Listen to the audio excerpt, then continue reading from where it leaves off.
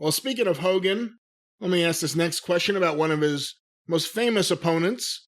This was sent to CornyDriveThru at gmail.com from Christopher Albright in Altus, Oklahoma.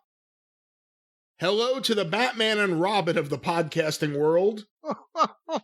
My question to Jim is, what is Jim's... Does that mean you're Dick? On this show, I may be Batman. Hey, that means I'm Dick. Well, here's a question for you, Dick. My question to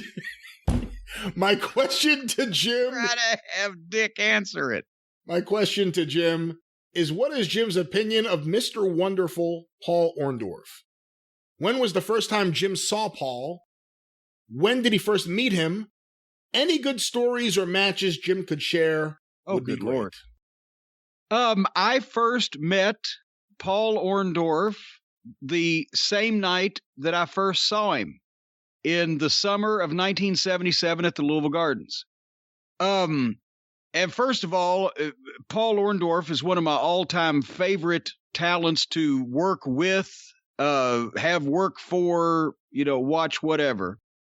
But at the time he was training in Florida with Eddie Graham, not training, but he had broken into business, and Jerry Jarrett needed a young babyface. He was looking for a young babyface to work with Lawler, and Eddie Graham had suggested this young man named Paul Orndorff, and they sent this videotape up of Orndorff working out in Florida. You remember those kind of the workout training videos they used to do on Florida TV, where they'd have the guys in the ring, they'd be doing not just jumping jacks, but like really extreme calisthenics, like they've got they're doing back bridges with their legs intertwined with each other, and they're doing sit-ups and fucking people on their backs, push-ups and all kinds of shit.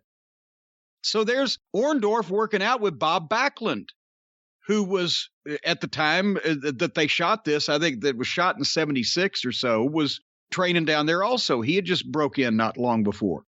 And Orndorff looked like $1 million. He had a fucking ripped physique, and what an athlete and a good looking guy. He was only like 20 something years old then. So they bring him in, and his first weekend, or it was the first week or two, whatever, he gets a Southern title match with Lawler, and Lawler has a great match with him because Lawler was a, classic ring general, but Orndorff could do all the shit athletically. Lawler could call it, and Lawler did a big vertical suplex, and then Orndorff would do it back on him, whatever the fuck. But finally, I remember the finish because they had the whole match straight that Orndorff out-wrestled fucking Lawler, and Lawler obviously was a heel at that point in time, so he would cheated and got the heat on him, and then Orndorff makes a comeback, but Lawler does something where he's got him back to the ropes, and I think Lawler spit on him or whatever, and Orndorff, the first time he'd thrown a punch, throws a fucking right hook, boom, and knocks Lawler out. Boom, covers him, 1, 2, 3, wins the belt. And that was to get Orndorff over as a major force real quick. And the people loved him. They took to him instantly because of the way he looked, and he was exciting, and he had that fire. And remember, by the following year, he and Jimmy Snuka in the Carolinas were one of the best tag teams in the business, world tag team champions for Crockett. I mean, he was good early and then got better. You could still see he was green at that point. But I took a picture that night when he comes out, and I think he had to get a ride with some of the guys. He didn't even have a car there in the territory at the time, and they were going back to Nashville, and that's when Christine Jarrett's mother used to ride up with her on Wednesdays to help at the souvenir stand. This is before my mom even started helping out. And Mama Wright, as they call her, she was 75 years old at that point if she was a day. And I took a picture of, they were kidding him as he came out. They were like, show Mama Wright how you knocked Lawler out. And I took a picture of him throwing a left, not throwing it, but sticking his arm out, throwing a left fucking jab at Mama Wright, who's standing there smiling, this old woman wearing a fucking sweater. But anyway, from that point on, like I said, he did huge business and great work in Mid-South wrestling. Watts loved him because he was a real athlete, a tough guy, a stand-up guy. He was big in Crockett. He was big in Mid-South. he did big business or had a top spot in Florida again at that point. And then, he was one of the first ones also that Vince picked in 84, right? Or was it 85 by the time he got there? No, actually, he came in before the big Russia guys. He was there in late 83. That's right. He was one of the first ones. Yeah, from Georgia that Vince picked. So he was really from very early on, he was a main event guy, but Paul is tough as fuck. Well, everybody's told the story about him and Vader. And Killer Kyle told it to me because Mark Kyle, he was there that night doing jobs at center stage. And basically the fucking deal was that Leon sometimes could get grumpy or, hard to deal with or whatever when he was in a mood. Orndorff was one of the producers and agents at the time, and he's yelling at Leon. Yeah, well, there he is calling me now to tell his side of the story. No idea. Don't want none, don't need none, don't have none. Pick your answer. Okay. So anyway, so Orndorff is yelling, Vader, promos, right? He's got to go over and do promos. And Vader's taking his time because he's doing something that is more important at that point in time. And they came from two different generations also. Leon got into business, when Paul was already up on that top run up there in the WWF, so they never crossed paths. And then Paul had the problem with his shoulder and the nerve damage, and he had to retire for a couple years. And then he'd worked Smoky Mountain. Leon was in Japan, and then they both end up in Atlanta in 1994 or whatever it was. So, or 5. But anyway, Paul Orndorff is not used to being disrespected, but neither is Leon, Vader. So anyway, a couple of times, Paul Orndorff has to call this guy to do promos. And finally, I believe the phrase was, Vader, get your fat fucking ass in there and do the promos.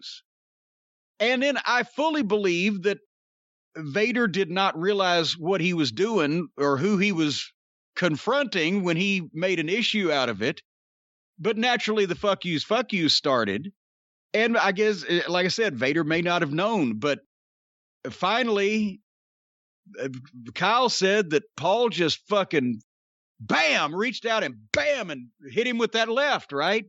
And dropped him. And Paul was wearing flip-flops, shower shoes, right? And he's kicking him, Vader, in the head with the flip-flops. And Kyle said it sounded like somebody beating two fish together. And they broke it up. And then I guess later on, Leon was still mad and felt like he hadn't had a fair shot, not knowing that Orndorff was probably going to do the same thing again, but quicker and in a different way. And he went at him again, and they got in between it. But that's when they ended up letting Vader go. And, well, yeah, that was 95 because then by 96, he ends up working for Vince. But Orndorff was a badass. Do not fuck with him. But what a guy. I always enjoyed being around Paul. He's been on the show. Well, it's on the Patreon because it was so many years ago. Isn't it up now? But he's been on the show before. But one of the things I really appreciate about Orndorff, whenever you watch any footage of him, the intensity in everything, like the lockups, was a struggle. He made it look so good. And, recently we were reviewing an episode from 1990 of John Arezzi's Pro Wrestling Spotlight, and Mick Foley had a great point. Cactus Jack. They were about to work together for Herb Abrams. And he said, we could all talk about WWF being a cartoon show and everything, but the biggest business they ever did was Hogan and Orndorff. Yeah. And Orndorff was a hardcore wrestler. I mean, not hardcore in the sense that people consider it today, but he was a wrestler. You could believe in him. He was a real guy, a real tough guy. He wasn't a gimmick. He wasn't a cartoon. And that did the best business for them as a house show run, was Orndorff and Hogan, because people could believe in it. It wasn't Hogan versus a cartoon character. Yeah, 60-something thousand people in Toronto at that stadium show they did. And that's why Paul delayed for so long having surgery on the neck and nerve issue that he had, because he was making more money than he'd ever made in his life, or that almost anybody was making in the wrestling business at that time. So that hurt him later on. And then when he was gone for a couple of years and he had rehabbed that some, that's the way he started working for me in Smoky Mountain.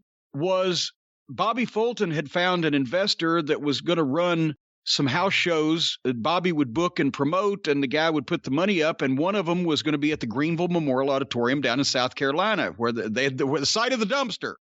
And he already had a show booked, and he had booked Paul to come be the main event, I think, against JYD on his house show. And I said, Bobby, if I bring some extra talent in and pay for the production equipment, because the auditorium is a good-looking building, can I shoot my Smoky Mountain pilots at your house show? You can advertise more talent on the card. I'll pay for it. Yeah, okay. So boom. So that's how I called Paul, and I said, Paul, you're already going to do the main event with JYD. That's a dark match, but we're going to do a TV taping. Can I pay you something extra and you do TV for me? And here's what we're going to do. He said, yeah, I'm interested. Because he was working his way back in the business after, having to be off.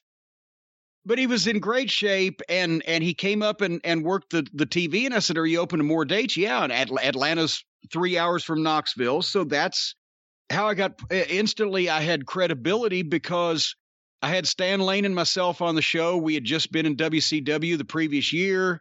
Here's Paul Orndorff, one of the biggest WWF stars of the previous 5 years, a number of other names. And then he and Ronnie Garvin, Ronnie was in Charlotte. He was doing the same thing, just working independence. So I would have those guys come, and what matches they had. Because Garvin was always in shape, and he liked to hit hard, and Paul liked to fucking go. So they, and plus they were just such old pros.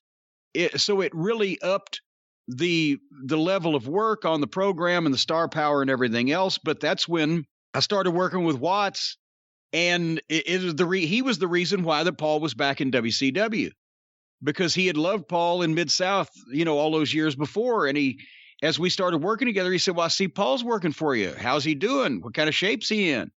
I said, he's great. He's having great matches, in great shape.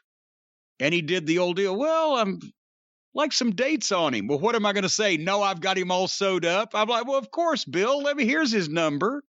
And he brought him down to WCW, and they signed him.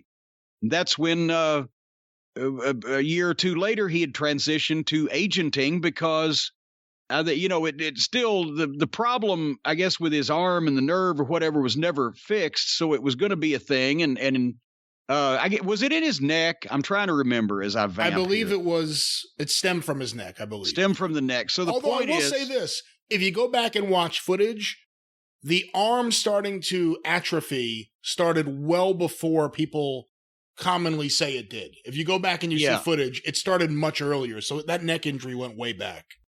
But at any rate, that's why they transitioned him into agenting down there over the next few years. Love Paul Orndorff. And I'll tell you, he was in WCW in 1990. He was another one of those guys who they didn't have a long-term contract for. They put him on TV. He was a baby face in the Dudes with Attitudes. Yes. Another thing that would have been better than the Black Scorpion, Paul Orndorff turning on Sting. Oh, my God. And it kind of seemed like they were setting it up because when Sting was celebrating at the Bash, Orndorff turned around and walked away. But they didn't do that, and instead we got the Black Scorpion. He probably was just bored.